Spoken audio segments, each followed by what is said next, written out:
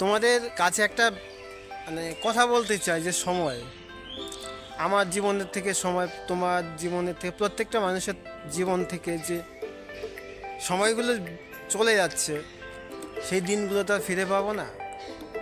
শুধু পড়ে থাকবে এই যে তোমার সাথে কথা বলছি, যে ভিডিওটা করছি বা যে ভিডিওটা দেখছো, এটা হয়তো থেকেই যাবে, বা এই সময়টা ধরে রাখবে ওই সময়টার জন্য। বুঝতে পেরেছো?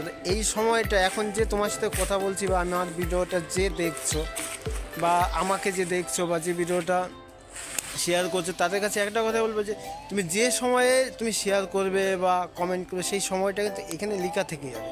ওটাই তোমার লেখা থাকবে যে ওই সময়টা এই ভিডিওটা শেয়ার করেছিলাম। আর এখন বর্তমান সময়ে আমি দাঁড়িয়ে যেসব কথাগুলি বলছি বা বলার চেষ্টা করছি, জানি না কতটা বলতে পারবো।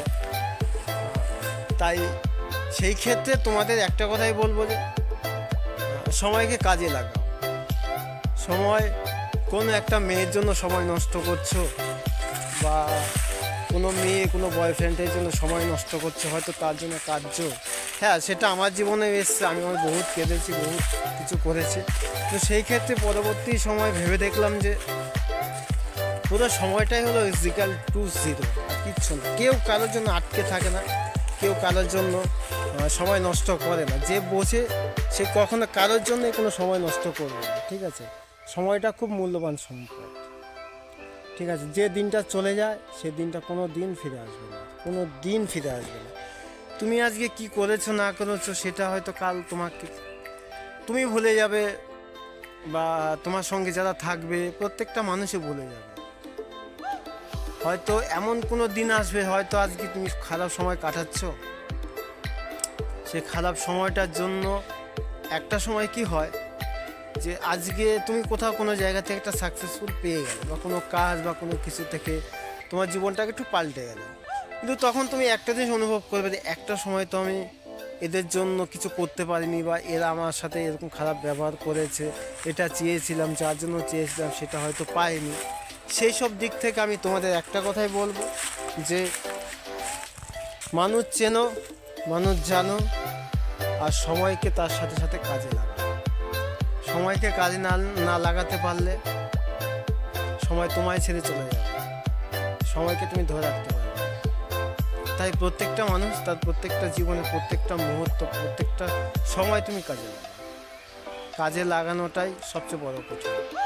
কিন্তু সবাই সময়টাকে সব কাজে লাগাতে পারে। কেউ ধর্ম নিয়ে ব্যস্ত, যে মানুষটা ধর্ম নিয়ে ব্যস্ত সে এটাই হলো ওনার কাজ, কারণ ধর্মটা ওনার কাছে সবচেয়ে বেশি ইম্পর্টেন্ট, কেননা উনি ধর্মকে ভালোবাসেন। যে ধর্মের মানুষ হোক না কেন, ওই সময় যে ধর্মে ভগবানকে ডাকছে বা অনুসরণ করছে, সেই সময়টা তার জীবনটাকে আরেকটু সুন্দর হয়ে উঠছে, কারণ ওই সময়টা তার জীবন থেকে সুন্দর হয়ে কেটে চলে যাচ্ছে, সুন্দর মানুষের সাথে মিশতে পারছে। এই সময়টা এমনই একটা গুরুত্বপূর্ণ জীবন। আর গানে আছে না যে সময় চিরদিন বয়ে চলে যায়, থেমে সে তো থাকে না, কখনো কোনো আকাশও মনে রাখবে না কখনো বৃষ্টি হয়েছিল, কখনো বর্ষা হয়েছিল।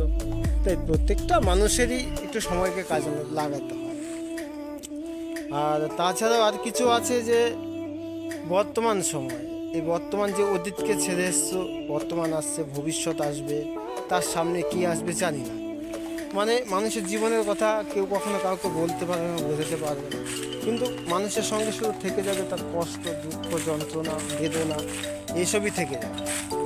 তাই সেই সব কষ্ট, দুঃখ, যন্ত্রণাকে ভুলে গিয়ে তুমি সব কিছু ত্যাগ করে দিয়ে যখন তুমি নিজের মতো করে চলতে পারবে, তখন তুমি বুঝে নিয়ে যে তুমি একটা সাকসেস জায়গা পেয়ে গেছো।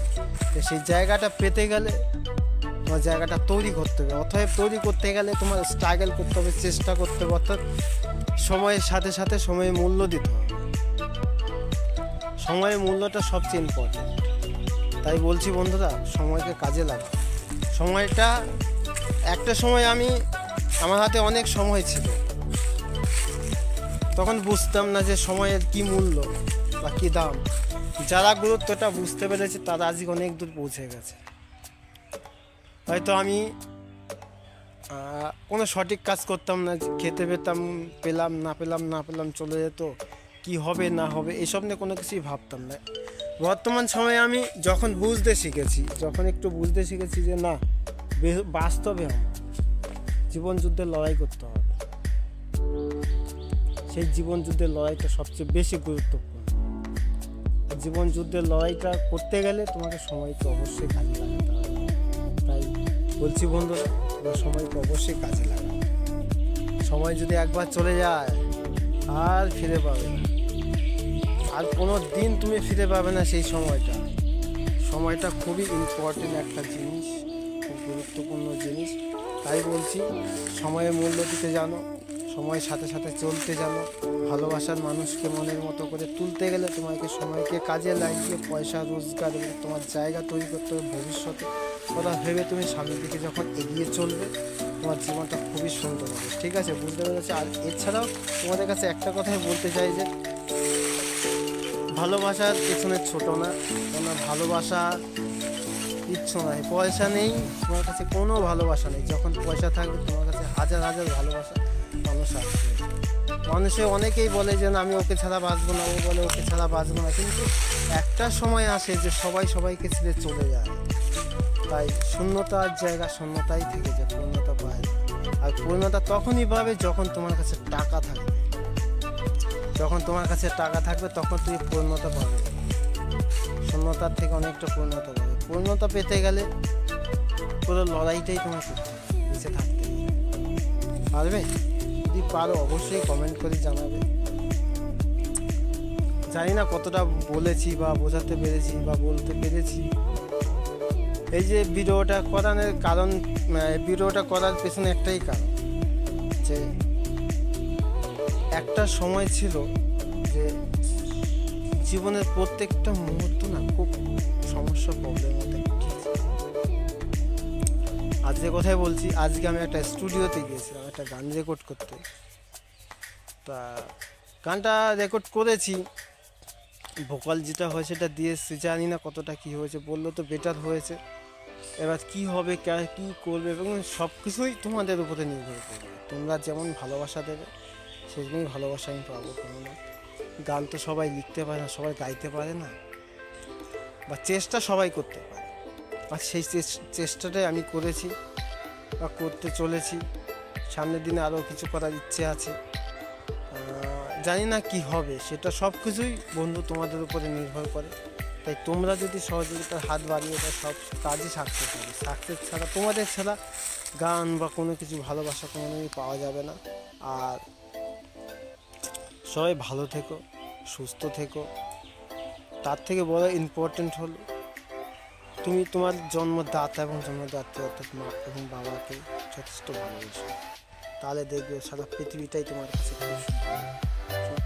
খুব সুন্দর হয়ে উঠবে। পৃথিবীতে বাবা মা ছাড়া কেউ ভালোবাসবে না, কেউ না। সে বউ বলো আর বোন বলো, সবাই স্বার্থ। স্বার্থ যতদিন আছে ততদিনই ভালোবাসা আছে। যখন স্বার্থ ফুরিয়ে যাবে ভালোবাসা কিচ্ছু আর থাকবে না, কিচ্ছু থাকবে না, কিচ্ছুই থাকবে না। তাই ভালো সময়গুলোকে কাজে লাগাও।